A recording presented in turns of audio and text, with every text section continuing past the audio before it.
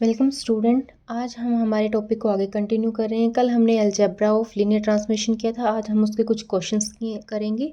हमारे पास कुछ एग्जांपल्स हैं और एक्सरसाइज के क्वेश्चन हैं। तो देखो, हमने कंपोजिशन जो डिफाइन की थी उसके बेसिस पे हम इनके एग्जांपल को कैसे सॉल्व करेंगे। तो सबसे पहले हमारे पास क्या है, let the linear transmission T1 हमारे पास एक ट्रांसमिशन है जो R3 से R2 तक डिफाइन कर रखी है। और ये जो मैपिंग हम लेके चल रहे हैं वो इस टाइप से डिफाइन है। T1 XYZ किसकी इक्वल है, फर्स्ट कंपोनेंट है 4x, सेकंड है हमारे पास 3y माइनस 2z, ठीक है। और T2 जो है वो भी हमारे पास कैसे डिफाइन कर रखी है, R² to R², such that T2 हमारे पास क्या है, XY इक्वल्स टू क्या है, -2x एंड y। तो हमें T1 T2 फाइंड आउट करना है and T2 T1 find out करना है। ये दो कंपोजिशन हमें फाइंड आउट करनी है।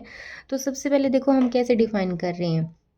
अब हमें पता है जो T2 जो है, जो रेंज है T2 की, is not contain in the domain of T1, ठीक है।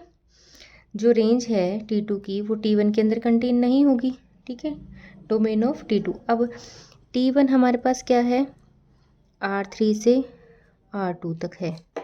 और T2 मैपिंग कैसे डिफाइन कर रखी है, R² से R² तक। तो अब T2 की जो रेंज है वो हमारे पास क्या है, R² है, ठीक है। और जो T1 की डोमेन जो है वो हमारे पास क्या है, R3 है। इसका मतलब जो मैपिंग है T1 T2 is not defined, ठीक है। ये हमारे पास बनेगा रिजल्ट। उसके बाद हम क्या चेक करेंगे, देखो अब हमारे पास देखो T2 T1 को अगर हम चेक करें तो हमारे पास क्या आएगा।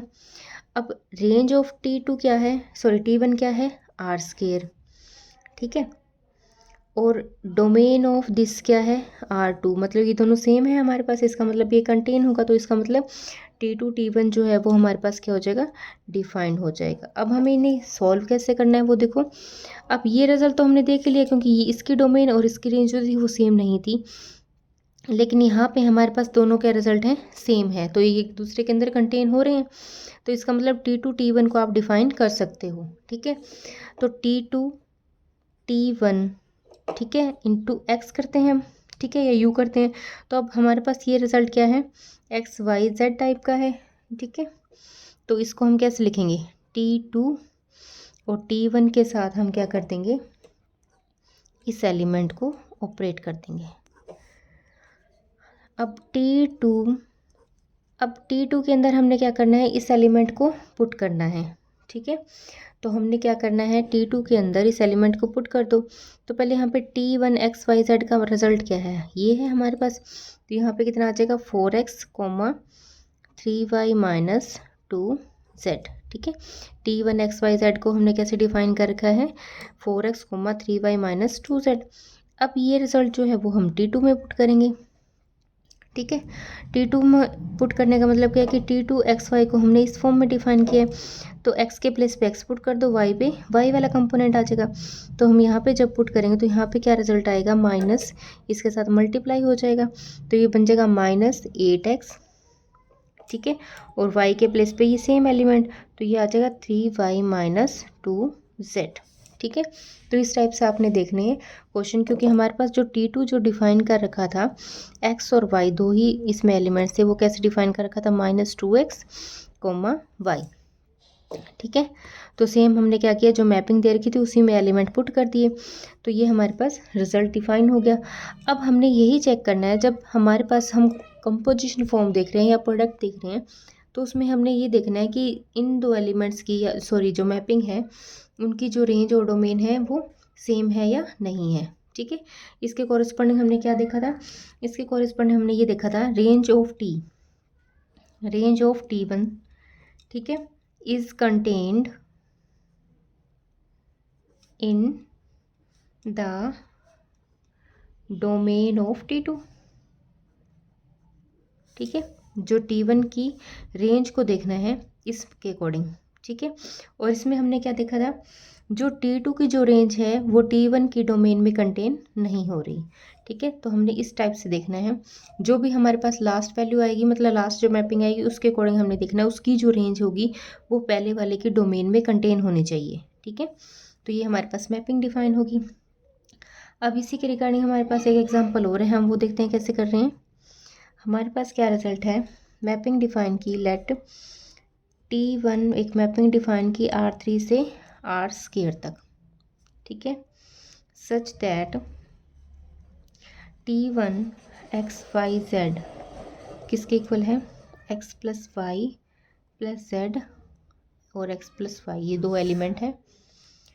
T2 मैपिंग डिफाइन की है, वो हमारे पास क्या है, R3 से R² तक है, सच दैट ये मैपिंग कैसे डिफाइन की है, XYZ और किसके इक्वल है रिजल्ट, 2x प्लस जेड और x प्लस वाई। फिर T3 की बात करें तो ये भी R² से R3 से R² तक है, सच दैट T3 XYZ किसके इक्वल है, 2y और x के इक्वल है। ठीक है, तो हमें फाइंड आउट करना है, फाइंड ए फंक्शन या find a formula defining the operator 2T1 3T2 4T3, also find the image of -103, इस एलिमेंट की हमें इमेज भी फाइंड आउट करनी है, अंडर दिस मैपिंग या मैप एंड शो दैट, एक रिजल्ट और प्रूव करना है इसमें, T1 T2 T3 जो है वो क्या है हमारे पास, आर लीनियरली इंडिपेंडेंट। ठीक है, ये हमें बताना है। तीन मैपिंग हमारे पास डिफाइन कर रखी है। Find a formula defining on the operator this, एक तो हमें वो फॉर्मूला फाइंड आउट करना है जो इस पर हम ऑपरेट कर पाएँ। आल्सो हमें इस एलिमेंट की इमेज फाइंड आउट करनी है और ये भी बताना है कि ये जो मैपिंग हम लेके चल रहे हैं वो तीनों की तीनों कैसी है, लीनियरली इंडिपेंडेंट है। ठीक है, तो इसको प्रूव करने के लिए देखो कैसे करेंगे। तो हमारे पास क्या रिजल्ट है सॉल्यूशन में, देखो सबसे पहले हम क्या लेके चल रहे हैं, अब हमें पता है कि T1 T2 T3 जो है वो हमारे पास क्या है, आर लीनियर ट्रांसफॉर्मेशन। ठीक है, तो जो मैपिंग हमें डिफाइन है ऑपरेटर पे, 2T1 minus 3T2 plus 4T3 जो है वो भी क्या होगी, is also a linear transmission, उनका सम जो हमने कल डिफाइन किया था। ठीक है, अब हम इसे चेक करेंगे LT के लिए। तो देखो वी हैव, अगर हमें इसे LT चेक करना है तो हम क्या करेंगे, 2T1 minus 3T2 plus 4T3, इस पे हमने एक क्या किया, एलिमेंट लिया XYZ, डोमेन का एक एलिमेंट ले लिया। ठीक है, तो इसको हम कैसे लिखेंगे, 2T1 ऑपरेट हो जाएगा किस पे, XYZ पे। सिमिलरली T2 पे भी ये एलिमेंट ऑपरेट हो जाएगा, प्लस में 4T3 XYZ। ठीक है, अब T1 जो मैपिंग डिफाइन कर रखी थी उसमें हम ये एलिमेंट पुट करेंगे, तो 2 बाहर, T1 का जो रिजल्ट था वो हमारे पास दो ही एलिमेंट थे तो x और y की वैल्यू पुट की जाएगी, और उसमें हमारे पास दो ही एलिमेंट कैसे थे, एक तो था उसमें x plus y plus z और सेकेंड एलिमेंट हमारे पास क्या था, y था, मतलब कि x एंड y -3। फिर हमने T2 में ये रिजल्ट पुट किया, T2 में भी हमारे पास दो ही एलिमेंट थे, वो हमारे पास क्या थे, 2x plus z and x plus y.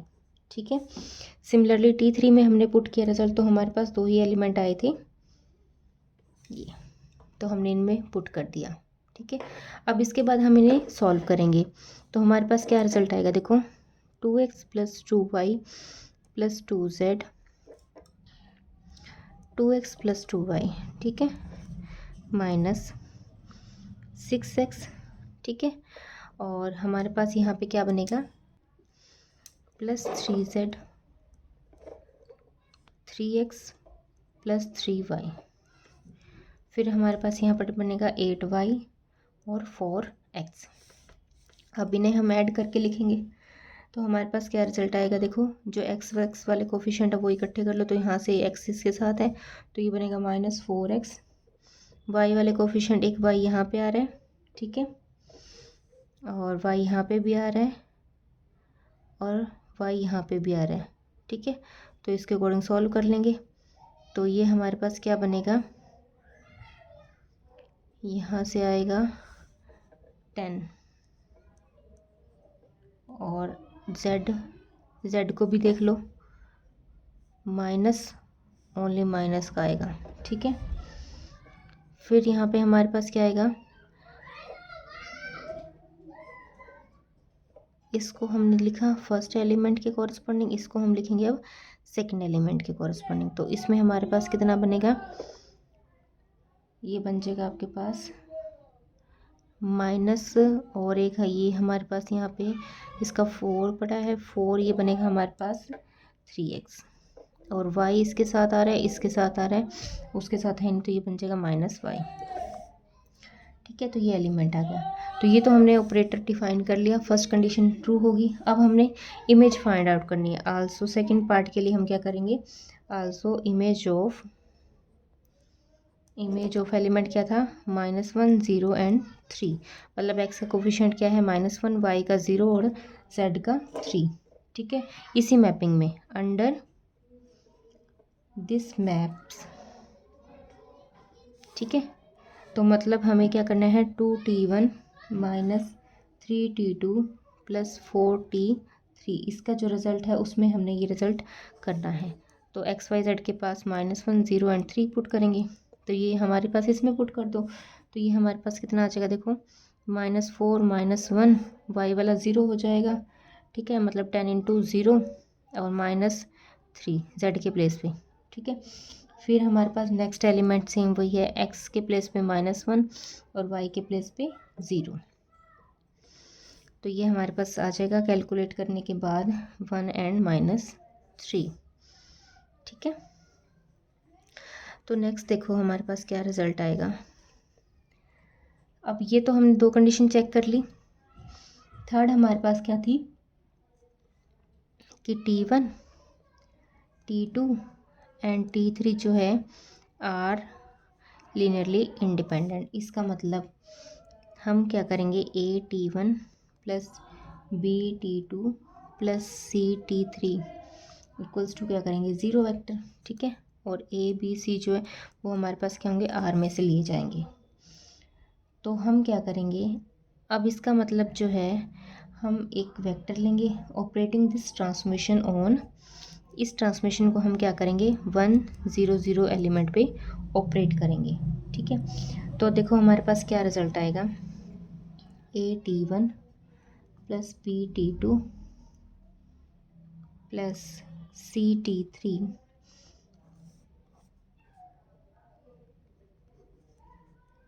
ठीक है, इस पे हमने ऑपरेट कर दिया, operating this transmission on this, ठीक है। तो हमने ये ऑपरेट कर दिया इस पर। तो हमारे पास क्या रिजल्ट आएगा, a t1 1 0 0 + b × t2 1 0 0 + c × t3 1 0 0 equal to क्या आ जाएगा, ये हमारे पास 0 0 बनेगा, ठीक है। तो हमारे पास यहाँ पे देखो अब ये रिज़ल्ट हम पुट करेंगे फर्स्ट कंडीशन में, जो हमारे पास t1 डिफाइन कर दी उसमें x का कोफिशिएंट आएगा ओनली। इसका मतलब एलिमेंट जो हमारे पास बनेंगे वो ऐसे बनेंगे, आप पुट करके चेक कर लेना इसमें। सिमिलरली b फिर t2 में पुट करेंगे यही एलिमेंट, x के प्लेस पे 1, y पे 0, z पे 0, ठीक है। थर्ड कंडीशन पे c, मतलब कि हमें यहाँ पे पुट करना है, तो इसमें x हमारे पास 1 आएगा और y 0, तो ये बनेगा आपके पास 0 1 और इक्वल टू में 0 0, ठीक है। अब ये वैल्यूज़ पुट करने के बाद हमने इनको चेक करना है। तो फर्स्ट टप्पल हमारे पास बनेगा a+2b और सेकंड हमारे पास बनेगा a+b+c और इक्वल टू, तो यहाँ से हमारे पास क्या आ जाएगा a+2b इक्वल टू 0, इसे इक्वेशन फर्स्ट बोल दो, और a+b+c इक्वल टू 0, ये इक्वेशन नंबर आ गई सेकेंड। ठीक है, अगेन हम क्या करेंगे, अगेन ऑपरेटिंग दिस ट्रांसमिशन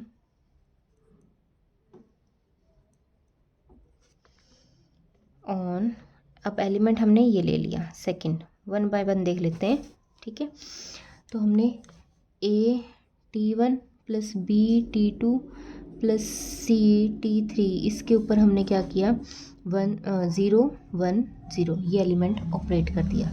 ठीक है, 0 1 0, तो यहाँ से अगेन हमारे पास क्या आएगा a_t1 0 1 0, b_t2 0 1 0, c_t3 0 1 0 और इक्वल टू क्या आ जाएगा हमारे पास 0 वेक्टर। सेम वही t1 में पुट करेंगे तो ओनली y का कोफिशिएंट 1 रखना है, बाकी 0।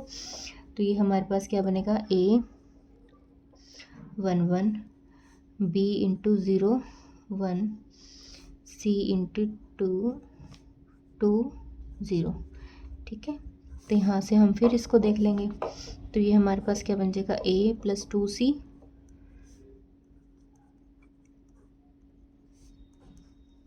ठीक है, और यहाँ से a+2c इक्वल टू 0 और a+b इक्वल टू 0, ये इक्वेशन थर्ड आ गई, ये इक्वेशन आपकी फोर्थ आ गई। ठीक है, अब हमने क्या करना है, इनको आपस में सॉल्व करना है। सॉल्व करेंगे तो देखो यहाँ से a किसके इक्वल आएगा -b के इक्वल आएगा, और a किसके इक्वल आएगा -2c के इक्वल आएगा। इनको भी हम चेक करें तो a की वैल्यू, b और c की वैल्यू अगर हम यहाँ पे पुट कर दे तो a की कंडीशन क्या आ जाएगी 0। अगर a 0 आ रहा है तो ऑब्वियस सी बात है a किसके इक्वल था, इससे -b के इक्वल था, तो b भी 0 आ जाएगा। b 0 आने का मतलब क्या है कि c भी 0 आ जाएगा। ठीक है, तो हमारे पास अल्टरनेटरी क्या आया,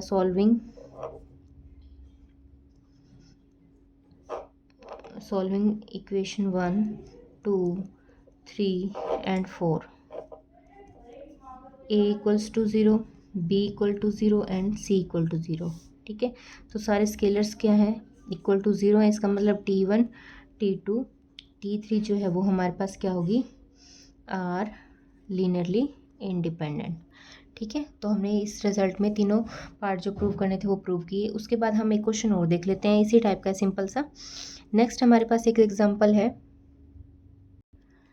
देखो लेट t1 हमारे पास एक मैपिंग दे रखी है R3 से R² तक, सच that t1 x y z किसके इक्वल है 3x 4y -z। ठीक है, और t2 जो मैपिंग है वो भी हमारे पास कैसी दे रखी है R² से R² तक। ठीक है, और वो मैपिंग कैसे डिफाइन कर रखी है एक्स वाई -x y।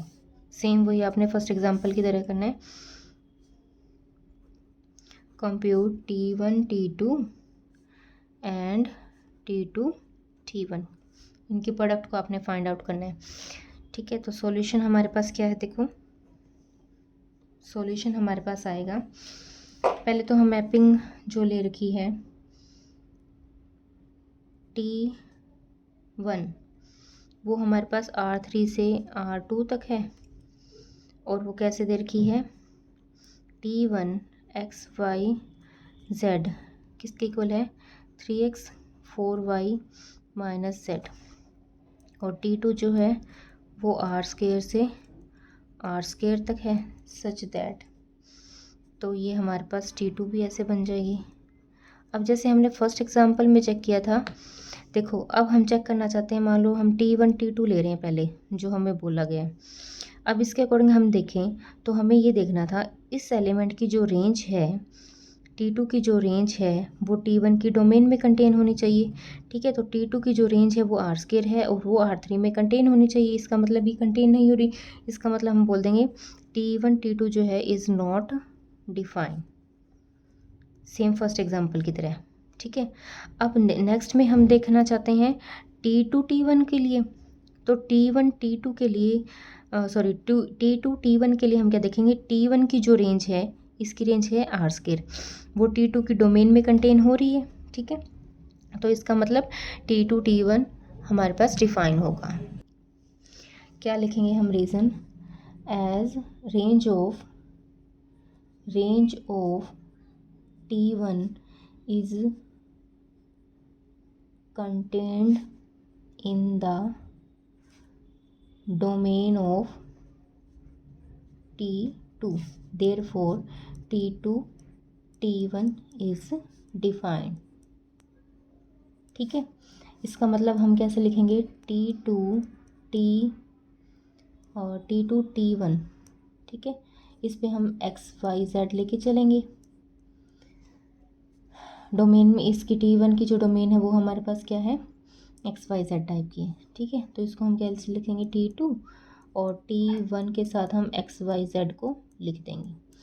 अब T2 T1 XYZ जो हमारे पास डिफाइन कर रखा है वो कैसे दे रखा है, 3x और 4y - z, ठीक है। अब ये जो रिजल्ट है वो T2 में पुट कर देंगे।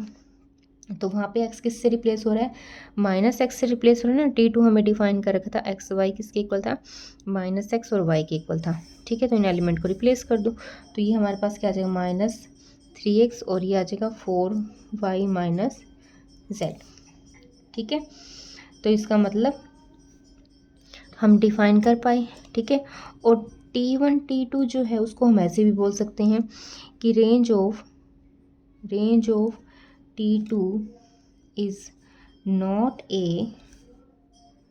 subset of domain of T1, ठीक है। तो T2 T1 T2 is not defined, ठीक है। T1 T2 हमारे पास डिफाइन नहीं हो रहा। उसके लिए रीज़न हम ये भी बोल सकते हैं या हम कंटेंट की फॉर्म में भी लिख सकते हैं।